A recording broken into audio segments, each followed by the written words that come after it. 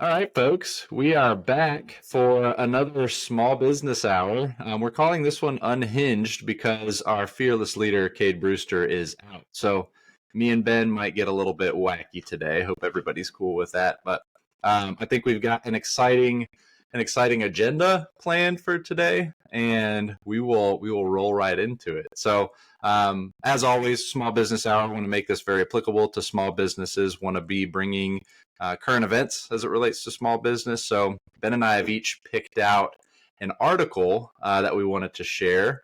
So we haven't planned this yet. Ben, do you want me to go first? Do you want to go first? What's your fancy today? Um, well, I'll lead off, but before we get to that, we've kind of designed this to be, um, I'd say, professional to less professional towards the end. So if you're here just for the small business information, then just stick around for that, and you can leave then. But if you want to see some of our other thoughts on other topics, you're welcome to do so. But yeah, we'll keep it professional to start, and then slowly get worse as we get closer to 5 o'clock on a Friday. So, yeah, I'll go Love it. first if you don't mind. Yeah, no, not at all. Go for it. Um, so my article it's a local article. It's not a national one, but it's kind of a example of a widespread issue in the country, and that's talking about childcare and childcare funding. Um, so this article is actually from Portland, Maine.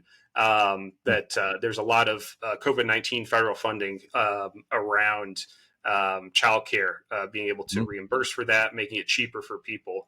And in conjunction with this, I've seen a bunch of other articles about how childcare is getting so expensive across the country that a lot of traditionally females are the ones that take care of children, and so a lot of females, some males as well, are having to cut back hours or create relationships with their boss to be able to work at home or do something like that. And it also comes in a time where a lot of companies are going back to work.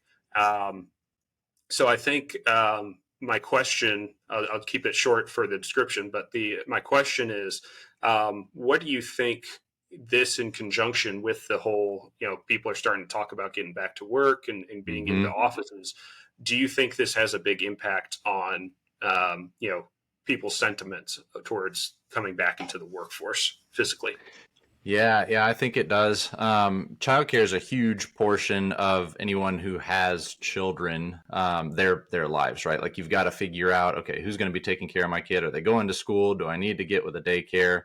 I know, to kind of give a little bit of backstory with where I have kind of my opinion of your question, Ben.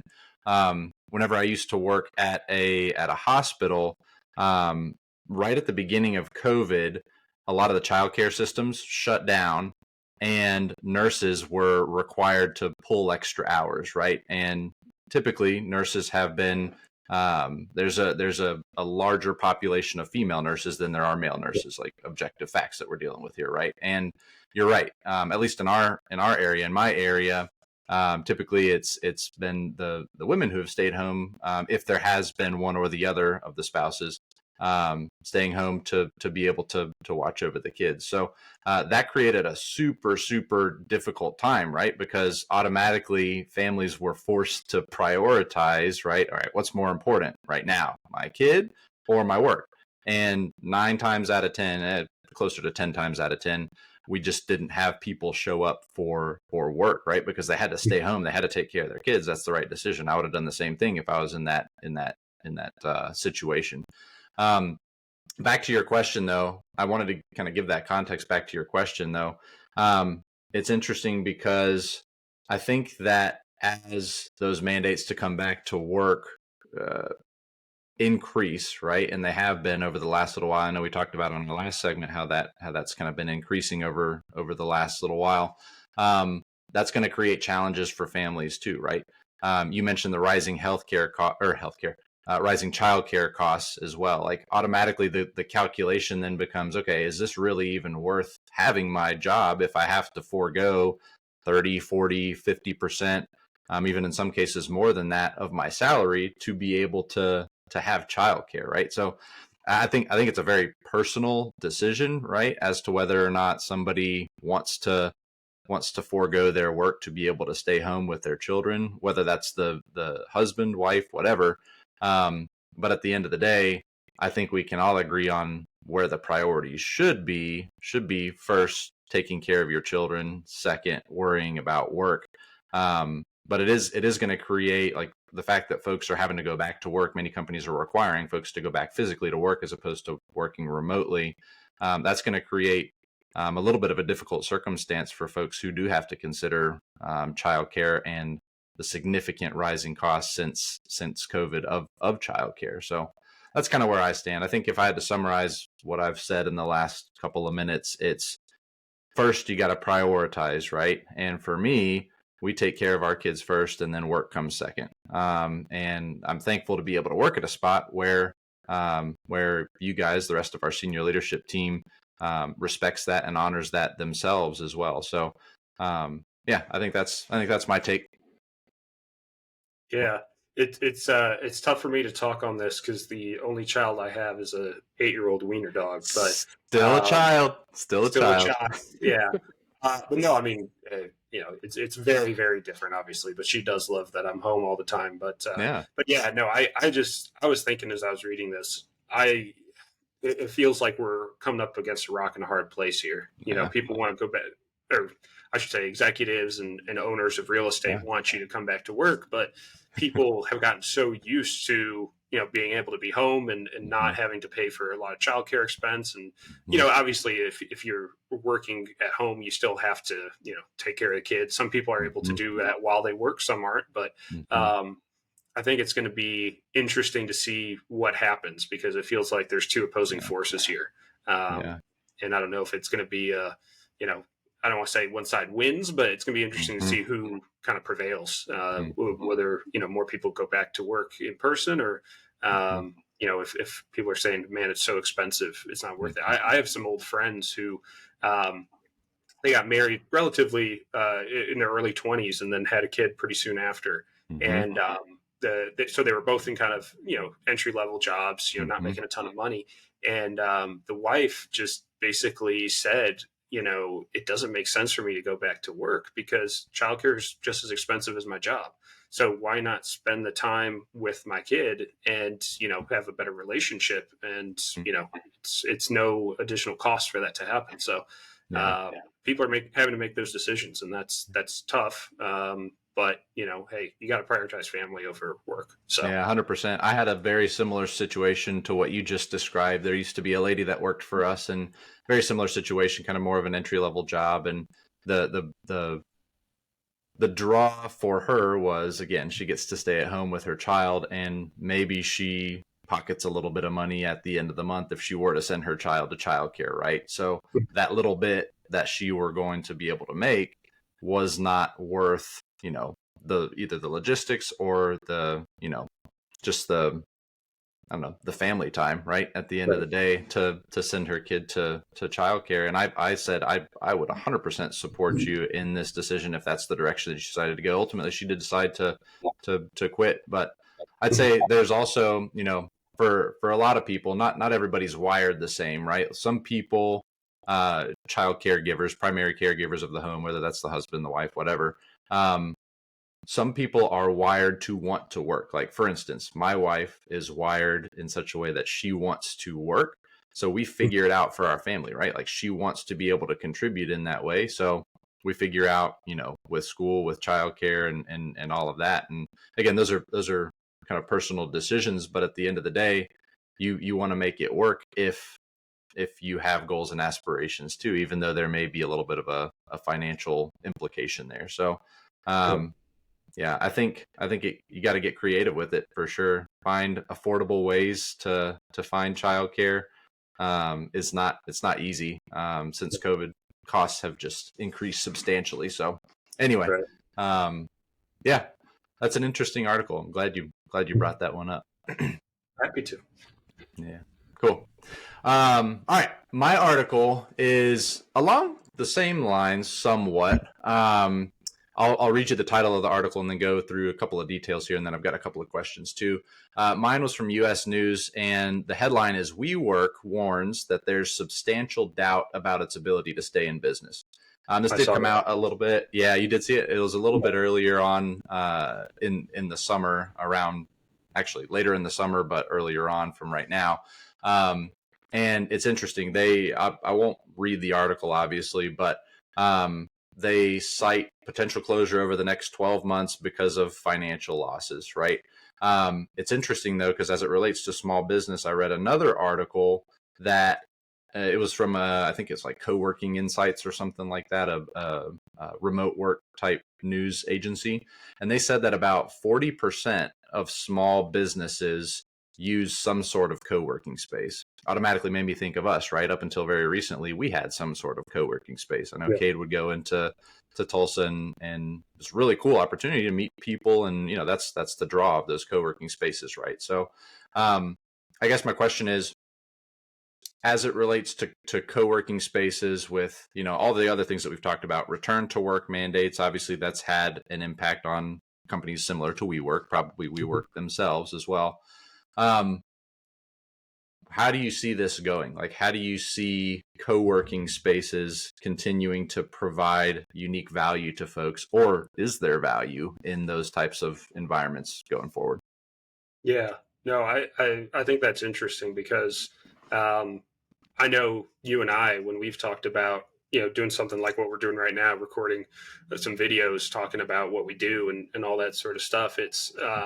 We've talked about trying to meet halfway. For those who don't Mm-hmm. know, I'm based in Christiansburg, which is near Blacksburg in Virginia, and Tim's in Lynchburg. So about halfway is Roanoke, which is each about an hour for us. And we've been talking about trying to find a co-working space there to, just hang out for a day, even just to brainstorm. Mm-hmm. And I think that's really what it's going to come down to. When I think about the difference between working from home and working in person, everyone who's pro working in person talks about the ability to collaborate in person, to brainstorm, to physically write on a whiteboard. Here's our plan. Here's how we're going to do it. But you don't do that every day, right? Mm-hmm. If you're an executive of a big company, maybe you're creating a lot of strategic plans, right? And I get that. But if you're, I don't want to put a huge number out there, but I'd say 75% of jobs, you might do a little bit of strategic planning here or there. But for the most part, you're just, doing what you're doing. And so what I think is, I could very easily see a situation where there's a lot of for rent, like, 1 day, 2 days, 1 week, maybe, corporate or shared working spaces. I think there's a lot of the other thing I would say too is that the ones I've seen have been very tailored towards the younger generation. Totally. And I think that also goes along the lines of who's more comfortable going back into the office. Yep. Younger generations are probably a little bit more prone to wanting to stay at home. Older, a little bit more comfortable just because, that's what they're used to. Mm-hmm. And so I think having spaces that are tailored towards younger generations, there might be an opportunity to start tailoring towards older generations. Mm-hmm. Having certain aspects of it, I don't even know what that would be, but not being super like hyper modern in its stylings and furnishings and how it advertises, but trying to get people who like having, say, a conference room, or the ability to have a not a board meeting, but a senior executive meeting at a shared location. Having those more formal places, I think, is going to be something that you might start to see if I was predicting. But yeah, all in all, I think it's definitely interesting, and I think there's definitely a market for it in the future, if assuming more and more people are working from home. Mm-hmm. Yeah. I think it's interesting too. You bring up, this idea of like temporary shared space, right? I'll give a quick plug. I'm kind of I'm not kind of, I am a member of Lynchburg Regional Business Alliance, and basically it's a collaboration of over 800 businesses in our area. And one of the really cool things that organization does is they have a physical office where their employees work out of. But for anybody that is a member of the LRBA, they offer shared space that you don't even have to rent it. Like, if you're a member, you're able just to reserve it. So quick plug for those of you who might not know that those types of opportunities are out there. If you have a job where you might be required on some cases to meet with either a client or a potential partner or something like that, someone like that, look into, if you haven't already, your local chamber of commerce or your local business alliance. There's a lot of active business alliances out there who really give some great benefits for their members. So definitely a quick plug for that if you need some sort of shared space but don't want to be paying for it whenever you're not using it. Could be kind of a cool happy medium. Yeah, I think from a shared co-working space perspective, I think that it is kind of on the decline. I think it'll be interesting to see. I know there's a lot of smaller models equivalent to WeWork out there, of businesses that have come up with shared working space. So it's interesting to see how WeWork is kind of going downhill. It'll be curious to hear how the rest of them continue to perform and see where that might continue to lead from a shared working space. But yeah, thought that article was kind of interesting. And we can move on to our next segment here of the Small Business Hour Unhinged. This is where we get a little bit, unhinged. I was going to say, we're getting a little bit, we're still going to be talking about business. Closer. We're going to be talking about our teammate who's not here. Yes, sir. So what we were thinking ahead of this is, for those who are subscribed to our newsletter, if you're not, you can get on our website, brewsterconsulting.io. We will oftentimes do a meme of the month. We like to, as we're doing with this this podcast, whatever you want to call it, we're kind of combining business with some fun stuff. So in that newsletter, we talk about trends, we talk about tools, we talk about what we're seeing in industries and things like that. But we also give a meme of the month. Usually, it's a screenshot when someone is either frozen in a particular space or a face in a Teams meeting, or sometimes somebody does something, I don't want to say stupid, but a little bit abnormal. Usually stupid, it's when I'm the meme of the month. But and the most commonly memed person in our company is our founder and CEO, Kade, who is not here. And so since he's not here, we thought it'd be a great opportunity to rank the 5 memes that we have already creative of Kade. And so you'll see them here in a second, and I might have to zoom in a little bit, but let me share. I've got a little a PowerPoint here so that we can, let's see here. Here we go. All right. I think perfect. All right. So Sweet. These are the 5 memes that we've used of Kade at various times. I just put them up here in no order in particular. And then we're going to rank them 5 to 1. So let me zoom in a little bit here so y'all can see exactly what these are. Dude, so some of these... I was just going to say, some of these crack me up so much because it brings me back to the time whenever we actually created them. I'm sure as we get to some of these, we're going to have a couple of stories that'll be funny to share. But anyway, I'm sorry. I did not mean to interrupt you. I was just cracking up at the pictures that are here. Kade's going to love this segment. If you're watching, Kade, we love you. Yeah. So upper left, Kade wasn't feeling too good that day, and he froze on this. He said he was eating all day and something upset his stomach. So how you feel after eating through meetings all day? Upper right, this one, we didn't put a caption for this one. I just thought it was a great photo. No, we did. No, we did. Yeah, we did. We did on this one. Remember, this is the one that we said, I actually don't think we used it in our newsletter, but it said, what your TV sees when college football is on. Oh, right. Yeah. Yeah. Kade likes to watch games sometimes when Tim and I are presenting something we're taking too long. Especially if it's really important. He loves to be distracted. Yeah. This one, I made this one because Kade and I were meeting at the time when Bed schedules an 8:30 Central Time meeting to review a terrible 4-blocker draft. If you're not a client of ours, a 4-blocker is basically what we use as a project management tool to tell our clients where we're at in the project and where things are going. And sometimes we'll collaborate to make sure that we're hitting everything that needs to be hit. And I did not do that this meeting. And Kade was tired and I think a little PO'd at the time. So we got this nice screenshot. This one's probably the first one, I think. I think this was the classic one, and kind of started the whole OG. Yeah. we used to have every day a sales meeting at 4:30 Eastern time, just to kind of connect, make sure we know where we're at from the sales cycle, see how things have went. And Kade liked to cancel them just because he sometimes would cancel them, and he had a habit of calling everyone at the same time, anyways. So we've made that little meme there one time. And then, if you don't know, that's Kate's LinkedIn photo. That's not a screenshot of him. We don't meet outside usually. And then the last one, for those who don't know, I do most of our client work, so I don't do a lot of sales outreach. Kade likes to make me send emails that are a little more aggressive than I'm used to doing. And so this is when you find another way to take Ben out of his comfort zone.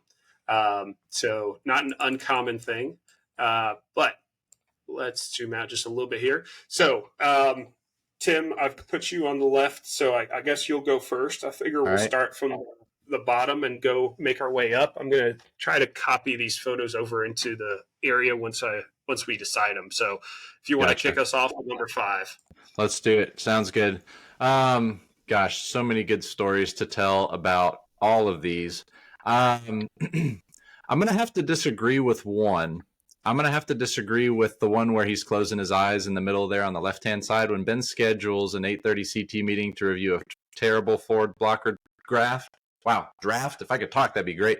That's probably my least favorite because I don't know that I've ever seen a bad forward blocker that Ben has put together. And tough cookies, Kade. You're on Central Time. We're on Eastern Time. We're an hour ahead, so get up a little earlier, make yourself presentable, and get ready for Ben's 4-blocker coming in. Least favorite, even though it is pretty funny. I do remember that, and us all kind of cracking up at it, especially at Kade not liking what he saw. But it is what it is. Yeah. We all learn. Hearts all around. Learning opportunity, right? Hearts all around. Yeah. I'm glad you said that because already our list is different. So that's good. I was kind of worried some of our lists would be similar on these, but I'm actually going to go with the comfort zone, not because I'm uncomfortable, but just because it was funny. I don't think it was the best one. Let's just put it that way. I think don't do that. I think some of our others are a little bit better. Yeah, agree. Yeah, go ahead with number 4. All right, I'm gonna go with the comfort zone for number 4. Actually, so we're somewhat similar. Ben does not often get out of his comfort zone, and Kade will find funny ways to do it, and you can see how happy and pleased he is whenever he is able to do it. So that's very happy. That's number 4 for me. Okay, and then for my number 4, I went with how you feel after eating. I like so I should have said this before I did 5, but 3 through 5 are really hard for me. 1 and 2, I was pretty sure I knew what 1 and 2 were, but 3 through 5 is hard to mix them. I like this one because I love how I don't know if you can tell on the video, but how grainy it is. Like it almost shows how bad he's feeling. But yeah, I think it was. I kind of felt bad for him, but at the same time, you gotta make fun of your boss if you can. That's my number 4. So the next one, number 3 for me, I would agree with you first off too, Ben. 4 through 2 for me were probably the toughest ones. I think it's for me at least a clear-cut front runner for number 1, but I'll save that whenever we get to it. I think for me, number 3 would be what your TV sees whenever college football is back on. I love that face that Kade made. I'm so glad we captured that. But number 2 for me is probably a little bit funnier face. And I'll save that for just a second. But yeah, love that college football is back on.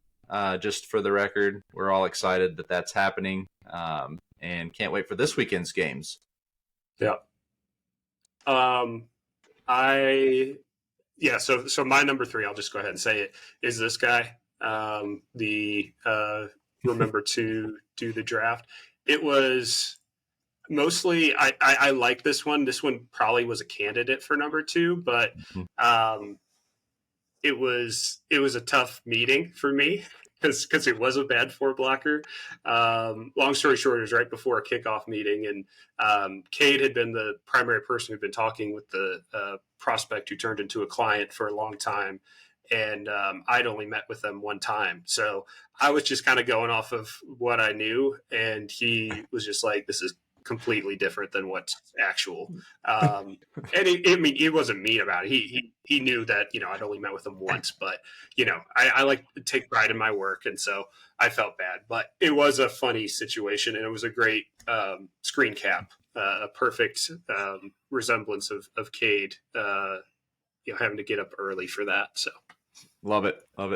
Hey, why don't you lead in with your number 2? And I'm really curious to see if we're gonna end at number 1 in the same spot. I have a feeling we are, because this is my number 2. I like I said, 2 and 3, I could see an argument swapping them. But the thing with that one is, I don't think I've ever seen Kade so happy. It's not my job in life to make him happy. Someone else does that, but I just think that's funny every time I see it. So even without the caption, I think it's funny. The only time I think I've seen Kade happier than that screenshot was whenever we were elk hunting in Colorado last year. You should have seen him wake up at like 4:30 in the morning every morning, the big old smile that he had all over his face. I hope we don't get any repercussions for what we're saying on this. We'll see. We'll hear about it, I'm sure. Number 2 for me is going to be top left. I got to say this one cracked me up whenever Ben, you put this together and you shared this before, so I feel comfortable saying that. This one cracked me up because I remember how I felt. I think it was like earlier in April. I think I had eaten some. This is probably going to gross people out, but eating some like leftover hot dogs that we had. They were in the fridge. I promise we did everything to keep them like good, but somehow they turned bad. And I was like in the middle of a work day with these guys, and I was like, guys, I'm just going to have to stop. Like I am struggling right now. And I will spare you the rest of the details, but reminds me a little bit of how I felt that day seeing Kade's face here. And I do remember that day that Kade was not feeling good either. So lesson learned, don't eat through meetings all day long, right? Yeah. And I guess we get to the OG here. There's no meme that I have laughed harder at than this one. And credit goes to Ben for putting this meme together.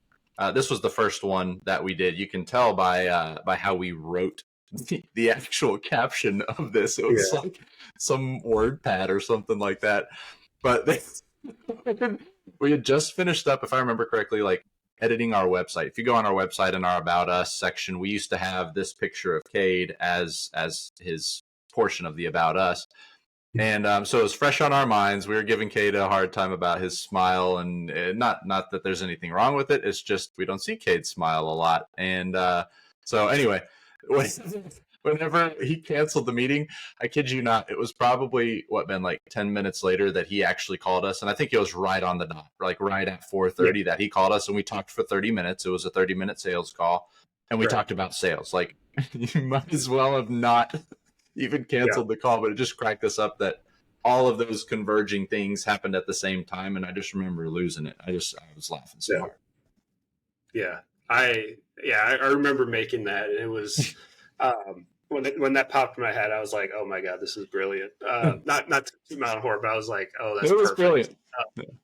But yeah, no. So that's our definitive Kade meme rankings. I'm sure we will do this again in a few months when we have more and more of these, or probably do a whole Brewster Consulting one, because there's I think 2 or 3 of each of us. One way or another. If you follow our newsletter, I'm sure you've seen some of them. But hope you enjoyed that. As we promised, getting a little bit less businessy from here. And in fact, we're not even going to be talking much about business. But if you are a college football fan, that is our next stop here. We're at week 7 of our college football year. And we've got some pick'ems that we're going to do. All three of us are pretty big college football fans. I'm probably the least. I went to the University of Virginia, so I don't have much to be excited about. Meanwhile, Tim and Kade both have pretty solid teams. They're actually Texas is off this week, so there's no Texas Texas pick'em, is but off. yeah, UVA is off too. Otherwise, we'd probably include them just to have them there. But Oklahoma State's the third one there. We'll get to them in a second. So I told Tim we're going to do a little bit of research. We're not going to be, like the guys on ESPN or something. But I think that we picked 8 games this week. The one you see here, the LSU 11-point favorites is by far the biggest line favorite. Line. Thank you. Everyone else is a 3 or a 3.5. So these should be pretty tight games. So and a lot of them are ranked games as well. So you're still on the left, Tim. You want to go first? We're Oregon versus at Washington. Yeah, let's roll. Oregon versus Washington. So 2 unbeaten teams going head to head in Washington. Michael Penix is on fire right now. I've got to go with UW at home against Oregon. I know the Oregon hype's real after a couple of weeks ago, them beating Colorado and kind of bringing everybody back down to earth, right? But I got to go with University of Washington in this one. I'm gonna say that UW covers too. 38-27, University of Washington is my pick. Oh wow, we're getting numbers in there too. Okay, you don't have to. I did some. I didn't for others, but this was one that I felt pretty strongly. Like Michael Penix and that offense is freaking high powered. They beat Texas in the bowl game last year, so I kind of want them to do good to make Texas look a little bit better too. So anyway, that's my pick. Yeah. One thing you'll realize very quickly here is that Tim and Kate actually watch their team games, and I just kind of rely on numbers. So I've literally got Pro Football Focus up here, which is one thing I subscribe to actually know what's going on with these teams. I can't disagree with you. I think this is going to be a shootout. You got 2 pretty high-powered offenses here. Yeah. And I think at the end of the day, I'll favor being home. And I think that Washington just has better receivers. Yeah. So. Yeah, those guys are no joke out wide. All right, next pick. We got A&M and Tennessee. As much as it pains me to say this, so this is like tearing at me a little bit. Obviously, Texas fan. So by association means I'm not a huge Josh Heupel fan, but he's done some pretty cool stuff at University of Tennessee. I've got a really good friend who's a huge University of Tennessee fan. Actually, he and I went 2 years ago to the crazy Ole Miss game in Neyland when golf balls and beer cans and water bottles were getting thrown at Lane Kiffin and the Ole Miss team. That was a sight to behold. I like A&M. I'll put it very clearly. I don't like A&M, but I like how good they are is what I meant by that. I'll take Tennessee at home again in this game. I think they're playing pretty good. Texas A&M looked pretty vulnerable last week against a somewhat questionable Alabama team by Alabama standards this year. So yeah, I'm going Tennessee. I don't have a score prediction on this one, but I would probably pick Tennessee to cover if it's 3. Yeah, I can't disagree on that one either. We're going chalk so far, but that might change soon. But hint, hint. Yeah, I think I was just looking at some of the data. Again, I do our client engagements. I look at data all day, so I'm used to looking at it. And I was just looking at Texas A&M's line, and I just did not like some of the numbers I was seeing. I think Tennessee is going to put a lot of pressure on them. I don't think they're going to give them a ton of time to throw. And I think, I think Tennessee is going to win that one at home. Sorry, Mitch. You know what Mitch I'm referring to. But I have to pick Tennessee there. Mitch, we love you if you're helping us edit this video or posting it on LinkedIn or whatever you're doing with us. But sorry. Yeah, please don't stop editing just because we didn't pick Texas A&M. Why don't you pick the next one? Because I don't like always going first. You pick this one. Okay, first. Well, I'll do the next 2 then, and we'll switch up every 2. Deal. All right, so this one's a hard one because Kate obviously went to Oklahoma State. Is a big Oklahoma State fan. So I tried to go into this completely neutral. And what I basically looked at was I'm a big proponent of home field advantage, especially in Totally. college sports. I think that it's a much bigger impact in college sports than in pro sports. Just about, I think college football and college basketball have the two highest home field advantage pieces. Mhm. Because of that, I was looking at Kansas's record this year.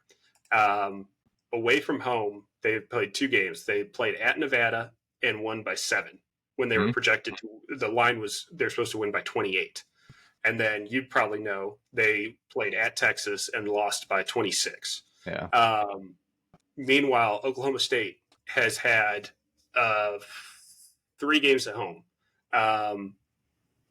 They had one bad game against Alabama, or was it South Alabama? South Uh, Alabama, yeah, they South struggled. Alabama. But the last game last week, they played Kansas State at home, were projected to lose by 11 and a half and won Mhm. by 8. I think Oklahoma State, I'm not saying that they've completely turned it around, but I think that they have righted the ship a little bit. And I think until Kansas can win away from home against a solid team, I can't pick them. So I'm going to go with Oklahoma State here. Yeah, that's a pretty good assessment. I don't think I went as deep on this one as you did, Ben, but I will forewarn everyone. Cade's not going to like my pick here. We'll see if this episode even makes it online. I hope it does. If you Or had if you make asked, it to the next episode. if I make it to the next episode, yeah. If you'd asked me last week before Oklahoma State's big win against K-State, I would have said Kansas, no problem. Kansas played Texas very, very close for 3 quarters, and then Texas pulled away as they have this year. Um, so yeah, Kansas is looking good. At the end of the day, Lance Leipold, such a good coach. He's like the fixer of college football, right? Anywhere he goes, he fixes stuff, and he's doing that with Kansas right now. I think he has his boys rolling right now. I don't care whether it's Jason Bean. I think Jason Bean's starting tomorrow, quarterback. Jalen Daniels, of course, is a huge threat with his legs. Putting almost 400 yards up on the ground against UCF last week was absolutely impressive. I don't think the quarterback is going to make a difference. I think the running game is going to be where Oklahoma State struggles. And Oklahoma State, I think they gave up like over 200 yards to K-State last week. I think Kansas is going to win this one. It's going to be close, even though it's a road game. I think it's going to be like a 34-30 type situation where it's going to be a little bit of a shootout. Two high scoring offenses, defenses somewhat questionable at times. I like Kansas. I like Kansas in this one. So, follow-up question. You said Yeah. 34-30. Does that mean that you probably wouldn't bet the line?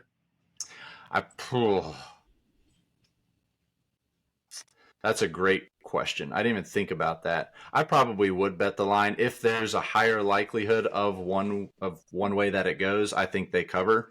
But man, it's going to be a close game. It's so tough. Like these lines, 3 points and less. Like you're talking about a field goal. It could go either way at that point. And yeah, for me, unless it's just neck and neck, like all the stats show that everybody's equal, defense, special teams, offense, I'm usually going to say if a line's that close, I pick one to cover.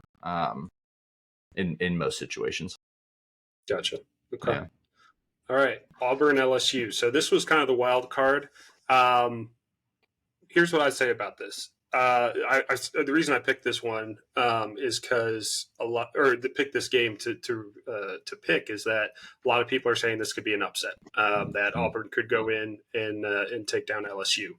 I also didn't realize this is also Cade's second alma mater, LSU. But I think if it was at Auburn, excuse me, I would probably take Auburn. This one I was kind of hesitant on, but I think I still have to back the favorite on this one. I don't know that I would, to answer probably the question you're going to ask, I don't know that I would go LSU minus 11, but I'd probably just stay away from it. But yeah, I would stick with LSU on this one. Yeah. For me, Death Valley, a night game, there's no crazier atmosphere that I've heard of than Baton Rouge, 7 p.m. You're at home. You got 95 plus thousand people in the stadium.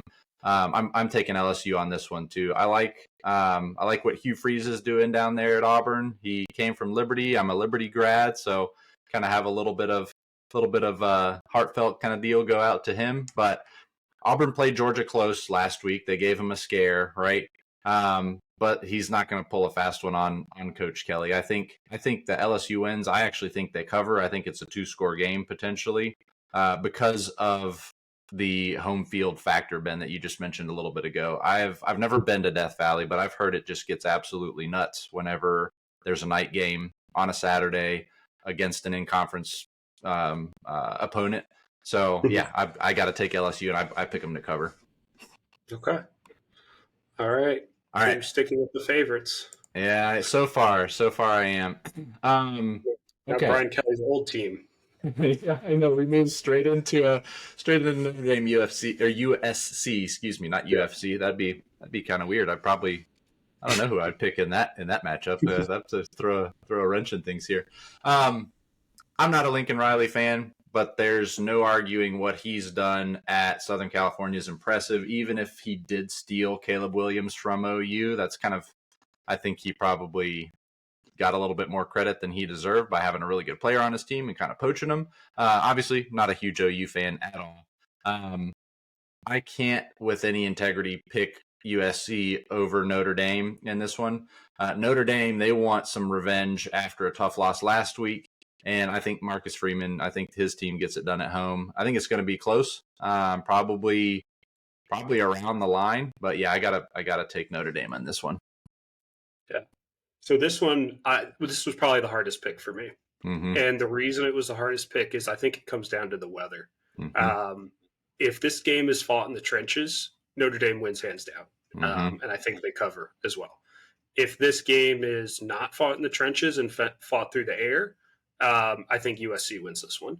So I was actually looking at the weather for South Bend around the time of this game. And right now it is saying that it will rain that day and it'll rain the day before, but the rain will stop around 5 p.m. That was kind of in my head, like if it stops before 5, then I'm picking USC. If it stops after 5, I'm picking Notre Dame. And it stops right about 5. I'm picking USC, but I could very easily see the argument for Notre Dame here. Yeah. I can't fault anyone that would pick Notre Dame on this. Caleb Williams is special, man. Like there's no denying that for sure. He's so good. Yeah, I like Notre Dame at home on this one. All right, I think you're up on this one, right? No, we were doing two and two. Okay, yeah, all right. So I have kind of a funny thought on this game right here. So do you remember, Ben, you probably remember this because I remember it whenever I was a kid too. You remember whenever you were a kid and you realized that wrestling was like scripted, right? Whenever you came to that realization, wrestling, like WWE, like that it wasn't real. It's okay. I'm glad you're I just totally bursted your bubble. Anyway, for a second, my whole point in asking this question, for a second last week, I thought that we were about to learn that college football is scripted too, after Miami literally gave Georgia Tech the game by not kneeling and like running and then poking it out and then just having a great series and going down and winning. USC, the line is 3. I think Miami pulls this one out. I think they've got to prove to the entire United States of America that they can actually still play football and that their coaches can actually call plays and not have brain farts. So I think Miami's got more to prove in this game. So I think Miami beats them at home in Chapel Hill. Okay. Yeah, I agree. I basically looked at the schedules on this one, and I said, I will say I do have a bias. I'm not a UNC fan, but I did look at the schedules on this one. Yes, Miami has a loss last week against Georgia Tech. Outside of that, they have demolished everybody. Now, have they played amazing teams? No, but they beat Texas A&M at home by 15. North Carolina, the best team they've played is probably Minnesota. They played Minnesota at Pitt and Syracuse. I don't know. I just don't see UNC having played anyone that's of Miami's caliber. It's And I true. just don't think they're going to be ready for it. And I think, kind of like what you were saying last week, I forget the coach's name, but Miami's coach is not going to let them mess up this week. Is it Mario Cristobal? Is that who it is? I was going to say Cristobal, but I could be wrong. No. I'll look it up real quick. University. I think that's who it is. But he's not going to let them, just sit around. Not he's again. going No. attacking and going after this. And I think it's going to be a pretty, I'm not going to say it's going to be a slaughter, but I would anticipate more than a touchdown win by Miami, personally. Mm-hmm. Mm-hmm. Yes, and for the record, it is Mario Cristobal. Okay. Good coach. Yeah. All right, I think you're up on this one. Yeah, I'll take over from here on out. All right, so UCLA at Oregon State. Got a few Pac-12 games in here. Like the other Pac-12 game, I've not watched either of these teams once. I could not tell you who their coaches are. I could not tell you what their strengths and weaknesses are. Thankfully, there's data that does that. And what I just basically looked at was, how are they going to get their points? Where are they going to come from? And UCLA has the better D. I just don't see how they get enough points in this game. I see Oregon State piercing the armor once or twice, getting a big play here, maybe getting a drive while they're gassed or something like that, and I see Oregon State prevailing. So that's my pick. Yeah.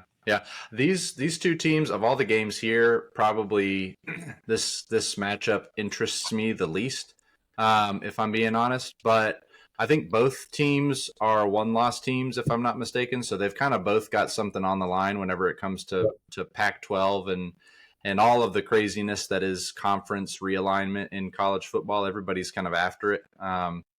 UCLA defense, I have read, I haven't watched, that they are not all that great. Their defense is great. Their offense is playing pretty bad. I think they're starting a freshman quarterback. It's always tough being a 18-year-old kid getting thrown into a stadium that has a lot of pageantry and all the fans and everything like that. Apparently, he hasn't been playing very well. Oregon State's at home, right? I feel like their football team is a little bit more balanced. They might not be as great on defense, but they're definitely more balanced on both sides of the ball and special teams. I'll probably take Oregon State in this one, and because the line's so close again, I look for them to cover. That's my pick on that one. All right, now we get to one of my teams. Yay! Yeah, woo! I don't think I even told you that I was going to throw this game in, did I? No, I'm excited actually for this pick. I'm glad that you did. Yeah, no, because we had initially set aside 7 games, and I was like, well, we got 4 on one page, 4 on the other, so let's pick one more. Yeah. And since I get to pick it, I'm going to pick Duke. Yeah. Who knows? Don't know. I went to grad school at Duke. So for this one, the line was 3. I'm going to be honest. I don't understand that line. I think that Duke steamrolls here. Wallace Wade is not, the most amazing football stadium ever. But right now, Duke is almost a football school. I mean, they are playing well. They are beating every team that they're going up against by multiple scores, if I'm not mistaken. Oh, yeah. I mean, they've got one loss. Let me see. The one loss at Notre Dame last week, where they lost by a touchdown. But otherwise, UConn 41-7, Northwestern 38-14, Clemson 28-7. Well, Clemson's Clemson this year. But either way, at home, night game. Mm-hmm. I don't want to call NC State a rival, but semi-rival. NC State really doesn't have anything that, tells me that they're good. Lost by 3 scores to Notre Dame. They barely beat UVA on the road. I think Duke by at least 2 touchdowns. Yeah, I'm going to have to go with the same assessment there. Duke looked so good in the game against Clemson earlier this year. Now, Clemson is Clemson this year, like you said, but they've improved since that game. In first games, you can't stake all your money on the first games. But, dude, in that so near win against Notre Dame a couple of weeks back now at this point, I was pulling so hard for them, and that would have been a huge upset. They deserved to be in that game for sure. I'm with you. I think they beat UCF a I forget who they steamrolled 2 weeks before, or the week before Notre Dame. UConn. Yeah, UConn. That's who it was, and it was on like the road. by 3 or 4 scores or something. I like Duke. 41. I think I think they're gonna win this game. I do like NC State's offensive coordinator Tim Beck. He was a good dude whenever he was at Texas under the Tom Herman regime. Did a lot of good for us. So respect goes out to old Tim Beck and Dave Doran and that team. But dude, Duke's going to take this one, and I'm with you, Ben. It's going to be at least a 2-score game, I think. Yeah, I didn't even realize Duke was off last week, so they were also rested. Mm-hmm. I didn't know Tim Beck was at Texas. He used to be at UVA. Mm-hmm. Really? Yeah. No way. I didn't know that. Okay, cool. How cool is that? All right. Well, here's your picks, everybody. We differed on 2 picks. Tim doesn't value his job here. That's what that tells me. And basically, I think both of us were pretty much like slight edge to the team we picked. But otherwise, we're pretty aligned. It was pretty lame. Need to get some more drama in here next time. We need to get Kade. He'll have some opinions on some of the stuff, specifically that Kansas OSU game and how OSU would probably cover and all of that fun. But we'll see. Yeah. All right. So I think we're moving into the last segment of our business small business hour unhinged. Yeah, we're already at 50. So I don't know if it's a bit half hour, but hour. It's all good. All right. Yeah. So here's what we're doing for this last segment. Ben and I both enjoy bourbon. It is a responsible enjoyment. It is a privilege to be able to enjoy bourbon responsibly. So I want to kind of start off by saying that. I think for me specifically, I enjoy the taste of it, but I enjoy the hunt of hard to find bourbons even more. And there's all these communities and stuff out there that, you can kind of have some camaraderie around. So it's kind of a cool hobby. So both Ben and I like to find hard to find bourbons, and we both enjoy easy to find stuff as well. And we always enjoy it responsibly. So with that, what we're going to do here, we have both picked out bourbons in 3 different categories. Number 1, your favorite budget bourbon under $50. Number 2, your favorite Friday night pour. So something that's kind of middle of the road, but still really, really tasty. That's at or under or around, I'll say $50. And then last but not least, something to impress your guests bourbon. So I'll go first on this one, and then I'll let Ben go first on the next one, and then I'll go first on the last one, if that sounds good, Ben. Does that work for you? Yep, that works. All right, so favorite budget bourbon. I brought out the bottles here. Favorite budget bourbon. Yeah, you didn't? That's okay. Old Grandad 114. So if you're looking for a budget bourbon, $50 is kind of a reasonable price for bourbon, but this is $29 at Virginia ABC. This packs a lot of punch. It has a lot of robust flavors. Love the mash bill of Old Grandad. Their bonded version of this is also really good. But man, Grandad 114, it's a wonderful mixer because it's pretty cheap. You can afford to mix it, but it's also a really, really good sipper. That's how I enjoy it usually. Usually I'll have a little sip. But yeah, Grandad 114's got to be my favorite budget bourbon on our lineup for this evening. All right. You are going to see very quickly how different Tim and I's tastes are. So I'm going to pick something. I'm going to do, it's not a throwback for y'all, but it's a throwback for me. What I typically went to after I turned 21 in college. And that is, so it used to be called Rebel Yell Bourbon, but now it's just Rebel Bourbon. So I, typing this with one hand, so apologize for how slow it is, but it's and when we were talking about setting up the categories, I asked him, should budget bourbon be like less than 25 or less than 30? He's like, let's just keep it under 50, and that's cool, but I wanted to go under 25. Rebel usually goes for about like $18. Right now, I think the standard weeded is kind of hard to find, at least at Virginia ABC, but they have a 100. Mm-hmm. that I know is at my local store for about $18.99, I think it is. Mm-hmm. So great for just something that to have bourbon in the house if you're just need something cheap to mix whatever you need to do. It's not going to kill you. It's not going to be a problem. But it's not going to be anything fancy too. But Yeah. I think that's a great budget bourbon characteristics Dude, set of characteristics. Rebel is great. They make a you mentioned the 100. They make a cast strength, and then they also make a 10-year, and all of those are really reasonably priced if you can find them. Some are kind of hard to find, but dude, Rebel bourbon is really good. A weeder, so it's a little bit sweeter. Yep. Yeah, love it. That's a great pick. I love that pick. Yep. All right. I bet Tim could probably guess what I was going to say for the favorite Friday night pour. I'm going to call it Saturday pour just because my football teams are terrible. And so, well, Duke's not bad this year, but I'm more of a UVA guy. And that's going to be Buffalo Trace. It's harder to find near us, but it's simple. It's good. Yeah. It's not a problem. You can kind of start to see a trend with me. Non-problematic is usually what I go for. And so, that's going to be my pick for favorite Friday night, Saturday pour. Nice. Awesome.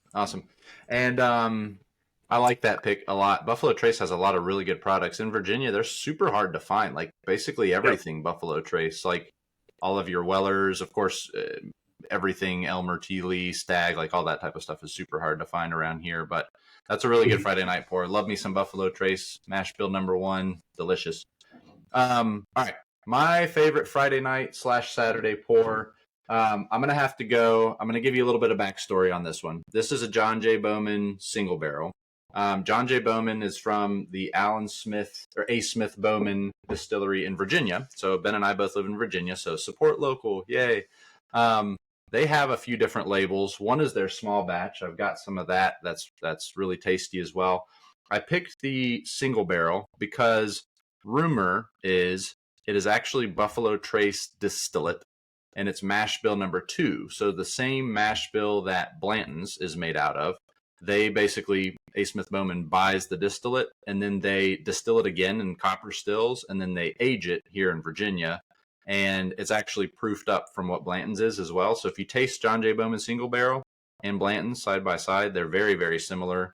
John J. Bowman is a little bit stronger, has a little bit more flavor. Blanton's is obviously very good and very hard to find Buffalo Trace product. But that's got to be my favorite Friday night pour. It's a well kept secret. Not a lot of people know that they source their distillate from Buffalo Trace. So don't tell your secret. Yeah, don't tell all your friends, please, so I can still find it on the shelves. All right. I think last was something to impress our guests. Yes, it is on our screen here. So I had to stick with Buffalo Trace Distillery here. I have an honorable mention before I get to my actual pick. Ben, being the nice guy that he is, found me a bottle of Penelope Toasted. It was a store pick, Penelope Toasted barrel strength from Chicago, and he brought it back to me and gave it to me. We played golf together one day, so that has got to be. It's probably my favorite bottle right now, but I'll never get another bottle of it because it was a single barrel store pick, right? So I'm nursing that bottle very, very slowly. So that's my honorable mention for sure. But something that I will share, if you'd like to come over and enjoy some with me, something to impress my guests. I love Stag bourbon. It's a heavy hitter. It's a high proof bourbon. It's 100, depending on the batch that you get. This is batch 22A. It's 132 proof. So you need to pace yourself a little bit or pour it over some ice if that's your thing. Love Stag though. Mash bill #1. Aged between 8 and 9 years is the rumor. They don't age state their stuff, but that's the rumor. Really good pick for something to impress your guests and be able to make a couple more friends. Yeah, good way to make friends. Yeah, indeed. I'm gonna go with so this was hard for me. This was easily the hardest of the three because I'm the kind of person that buys things for other people and doesn't drink it myself. Probably a character flaw. Who knows? But What I am going to go with is actually a pretty common one, and one that I don't want to say I commonly give away because then people will probably try to hang out with me more. But I'm just going to go with the simple Blanton's. I think it's a solid upper tier, that's not incredibly hard to find. It's not a Pappy. It's not a, E.H. Taylor. It's a, decently hard to find, but not impossible to find. If you, in Virginia, we have random drops that come in. And if you're quick enough, you can usually grab a Blanton's or a Buffalo Trace or an Eagle Rare, those kinds of products. But, it's harder to find nicer stuff. So for me, this is kind of like that top level, still easy to find, but not terribly difficult. I think one thing that when Tim and I were kind of justifying this segment, it was that, holiday season's coming up and some people like being gifted bourbon or alcohol for it. I don't think that Tim really followed that plan as far as making sure that there was things that people could easily get. Just I don't know if anyone's I'm throwing Tim under the bus here. But that being said, Rebel Bourbon is probably going to be hard to find. I think it's pretty Virginia based, yeah. But Buffalo Trace Blanton's should be nationwide. Now, it's going to be harder, easier in certain places, but they exist.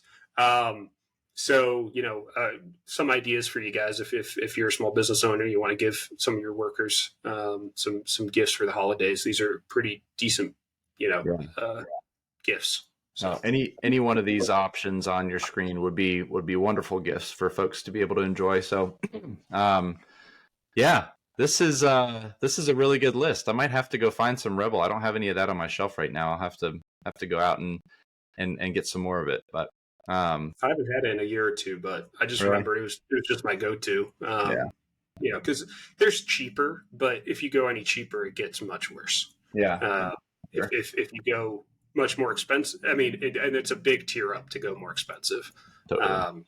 I just couldn't find anything that was better for the money. No way.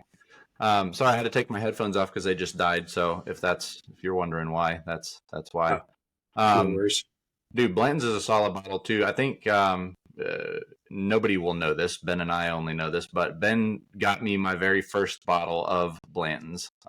So credit to him and thank you for your generosity through that. I have slowly nursed that bottle as well. It's always special. I'll say if there's one bottle that I consistently hear people talking about, like, oh, they haven't tried it, but they really want to try it, it is Blanton's. There's so much I don't even know, not pageantry. That's a college football word, but like so much appeal to this Buffalo Trace stuff. They've created a very unique brand, and Blanton's has kind of inadvertently become their kind of flagship that people always try to seek out.